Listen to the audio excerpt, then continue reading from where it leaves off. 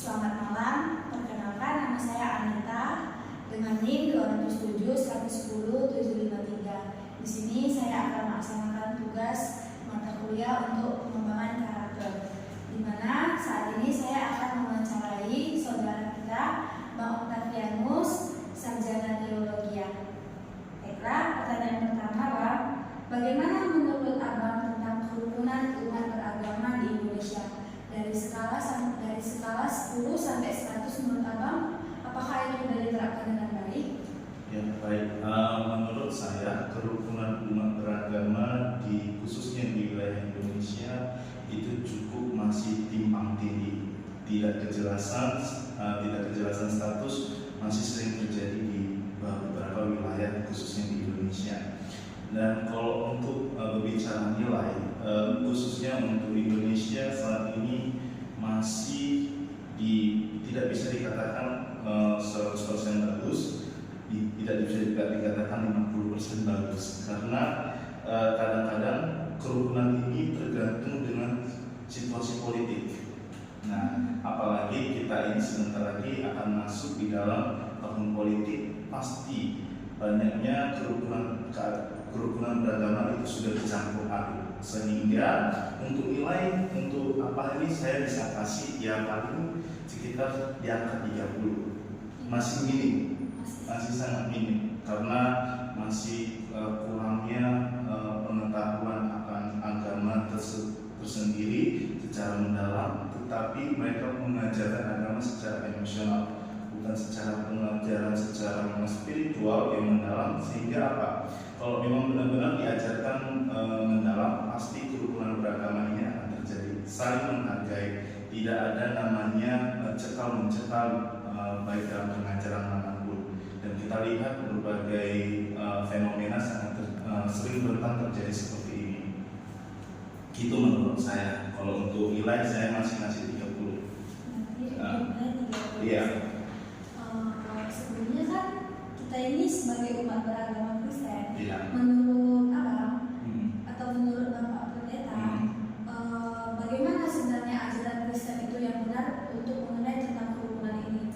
Nah, sebenarnya kalau di ajaran agama Kristen untuk kerukunan itu sebenarnya tidak ada diatur sedemikian rupa. Tetapi kita sebagai saksi Kristus, sebagai anak Tuhan, kita sudah diajarkan bahwa kita itu harus saling mengasihi, dan itu adalah hukum yang kedua, kasihilah sesama manusia. Dalam arti tidak ada dikatakan kasihilah sesama agamamu, kasihilah sesama umat yang lain, tidak ada. Tetapi semua agama berarti tidak dipandang agamanya, statusnya apapun itu, kita semua berhak dan kita harus memang mengasihi semua manusia tanpa harus memandang sedemikian rupa gitu. Itu menurut saya. Seperti yang kita ketahui, kita ini tinggal di Indonesia, di mana kita itu berpegang teguh pada kebinekaan tunggal ika. Menurut Pak Pendeta, bagaimana cara kita seharusnya sebagai umat yang heterogen untuk menciptakan kerukunan antar umat beragama? Nah, kita sebagai masyarakat heterogen itu, heterogen berarti berbicara kemajemukan, berarti keanekaragaman. Ya, kita bisa kalau untuk saat ini saya lihat untuk kerukunan umat beragama itu, kalau kita seharusnya ya harus memang benar-benar menghilangkan ego dari setiap tokoh-tokoh agama. Makanya itu sebabnya pemerintah sekarang menyediakan forum komunikasi lintas agama atau yang disingkat FKUD. Itu biasanya di kecamatan, di kelurahan itu sudah dibuat pertemuan, mungkin ya 1 tahun itu ada beberapa kali, tergantung pertemuan-pertemuannya. Tapi yang sering terjadi di FKUD ini, sering ketika ada penindasan dari suatu agama yang minoritas tentang yang Kristen, itu sering komunikasi ini tidak berjalan dengan baik. Padahal pertemuan ini dihadiri oleh tokoh-tokoh agama. Saya tidak tahu apa yang membuat pemerintah speechless terhadap penindasan-penindasan yang terjadi. Kita sangat menyayangkan hal ini terjadi, padahal forum komunikasi lintas agama sudah dibuat, tapi pemerintah seolah-olah diatur oleh rakyat, bukan pemerintah yang mengatur rakyat. baru-baru ini kita bisa melihat juga kasus gereja Elim yang ada di tanah 600 di Sujuya, seolah-olah pemerintah itu tidak berdaya di bawah masyarakat. Padahal masyarakat memilih pemerintah supaya masyarakat bisa mengendalikan masyarakat, pemerintah bisa mengendalikan masyarakat itu sendiri. Tapi ini nyatanya enggak, seolah-olah membuat kebijakan, tetapi pada nyatanya di lapangan semua buyar.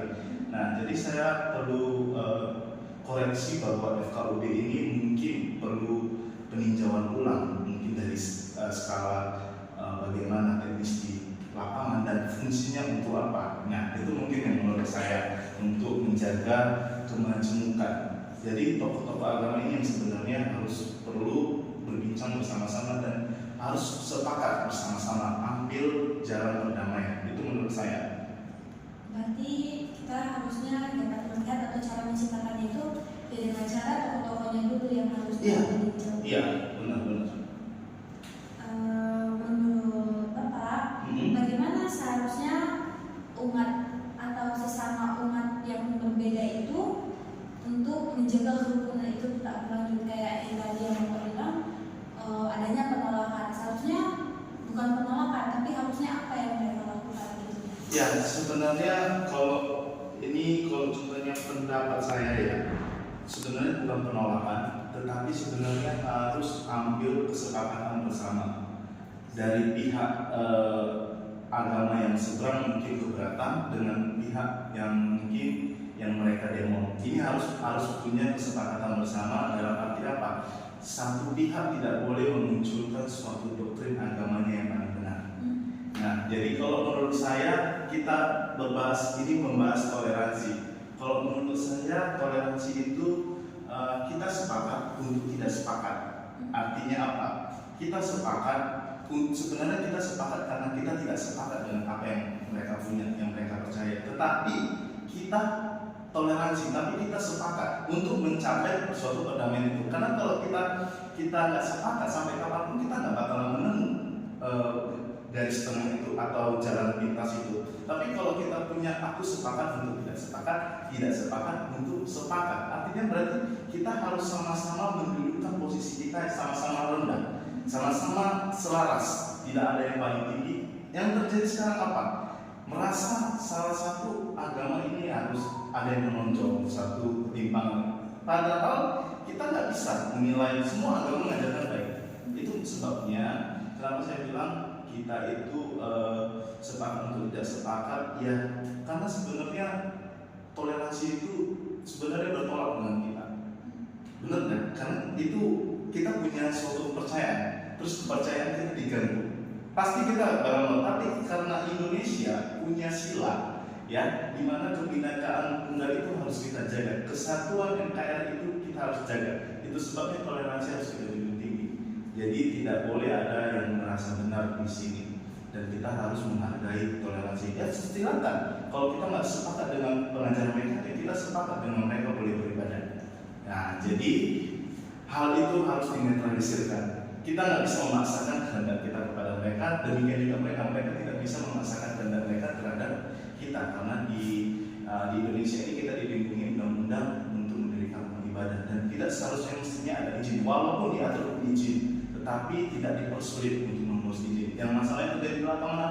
Sulitnya mengurus izin. Sedangkan pemerintah bahkan Departemen Agama mengeluarkan surat untuk tidak membuat kesusahan atau tidak melarang umat beragama untuk mendirikan gereja. Nah, salah satu yang ditunjukkan oleh pemerintah kita yang baru-baru ini di Indonesia bagian timur, Presiden Jokowi baru mendirikan rumah ibadah untuk Katolik, gereja terbesar dengan APBN yang besar. Itu adalah salah satu toleransi. Beliau bukan tokoh agama atau beliau pun juga bukan pemeluk agama dari apa yang dia kerjakan sekarang, tetapi dia menjaga toleransi. Dia setuju, dia sepakat untuk tidak sepakat, dan tidak sepakat untuk sepakat. Dalam arti apa? Dia netral. Itu yang harusnya sebenarnya kita jaga di negara kita ini. Gitu. Berarti kita harus memiliki rasa toleransi yang tinggi, ya, dan kita harus saling memahami dan tidak menjaga keegoisan kita masing-masing. Dan satu hal juga, karena agama ini selalu ditumpang tindih dengan politik. Nah, jadi kita tidak bisa lagi melihat mana agama, mana politik. Dan inilah yang sering digaung-gaungkan politik identitas. Sering seolah-olah kita minoritas ini sering dikucilkan karena ya politik tadi itu. Ini sangat bahaya. Ini yang membuat kegaduhan dan membuat toleransi semakin menipis. Itu karena ada kepentingan pribadi sehingga toleransi diabaikan. Itu menurut saya. Terkait pemerintah atau politik, seperti yang kamu bilang kayak pemerintah itu harusnya ikut dari ke dalam kerukunan antar umat beragama. Nah, seharusnya apa yang harusnya mereka lakukan dan apa yang seharusnya tidak boleh mereka lakukan untuk kayak menjaga? Ya, berhubung karena masyarakat Indonesia ini mayoritas Muslim, ya, seharusnya pemerintah di sini bersikap netral, tidak membawa pemeluk agama apa dia. Contohnya pemeluk agama Islam dia harus condong kepada Muslim. Contohnya pemimpin kita pemeluk agama Kristen dia harus condong kepada orang Kristen. Di sini seharusnya pemerintah pusat dan pemerintah daerah netral, karena mereka kembali lagi saya katakan mereka dipilih rakyat untuk memimpin rakyat, bukan rakyat memimpin mereka. Jadi setiap kebijakan pemerintah, apalagi khususnya di pemerintahan Presiden sekarang Jokowi, sudah banyak kebijakan tapi putus di bawah. Karena apa? Kurangnya kontrol. Inilah pentingnya kontrol dari pemerintah, khususnya departemen khususnya departemen agama, ya, harus lebih banyak kontrolnya sehingga apa yang terjadi kasus-kasus sekarang ini tidak terjadi lagi. Ini karena terulang terus, siklusnya sama ya. Salah satu penutupan gereja yang nggak senang dengan rumah ibadah yang lain. Ini bukan hanya untuk Kristen, tapi agama lain seperti Buddha. Baru-baru ini saya dengar di Tanjung Balai patung Buddha yang terbesar di Tanjung Balai diturunkan. Nah, ini kan ada apa? Karena saya lihat beritanya di bawahnya selanjutnya karena orang Muslim, mayoritas Muslim di sana. Dan yang kedua karena mereka sholat mengarah ke kiblatnya mereka tapi terhalang dengan patung. Itu alasan-alasan yang sebenarnya harus kita patahkan. Itu nggak boleh terjadi. Ya kalau contohnya kita tinggal di negara yang beraneka ragam, ya seharusnya kita saling menghormati. Sama seperti kita di dalam kitab Matius pasal 22 dikatakan kasihilah sesama manusia. Makanya kenapa orang Kristen tidak diajarkan harus anarkis, harus balas. Walaupun sebenarnya di dalam hati kita mau ingin balas. Tetapi belajar seperti Yesus, di mana ketika dia dicaci maki, ketika dia dihujat habis-habisan, bahkan sampai muridnya mengkhianati, Yesus hanya berkata apa? Bapa, Allahku, mengapa engkau meninggalkan aku? Di situ ketika Yesus berkata demikian, dia mengatakan satu lagi, Tuhan ampunilah mereka sebab mereka tidak tahu apa yang mereka perbuat. Ini adalah suatu sikap Tuhan yang merendahkan diri, yang begitu mengasihi umat manusia. Kalau dia melawan pada saat itu, bisa saja dia kan 100% Tuhan, dia 100% juga manusia. Kalau dia punya hak untuk melawan, maka karya penebusan itu tidak terjadi, maka perdamaian antara manusia dengan Tuhan tidak terjadi. Dan sampai sekarang kita masih berdosa, sampai sekarang kita masih barbar. Tetapi karena Roh Kudus dicurahkan ketika dia sudah naik dan dia mencurahkan Roh Kudusnya, kita dipimpin oleh Roh. Dan oleh Roh itulah kita bisa melakukan apa yang baik, apa yang benar di hadapan Tuhan. Jadi bukan berbicara soal maunya kita, tetapi berbicara maunya Tuhan. Sehingga ketika kita hidup di dalam Roh, maka perintah-perintah Tuhan itu salah satu apa? Kasihilah sesama manusia, itu akan dijalankan dengan baik. Jadi kalau bicara soal ini, saya rasa pemerintah harus cukup ambil andil besar sampai ke akar-akarnya, jangan hanya setengah jalan. Nah, itu yang menurut saya ya, pengawasan masih kurang karena masyarakat masih merasa punya suara untuk mengatur pemerintah.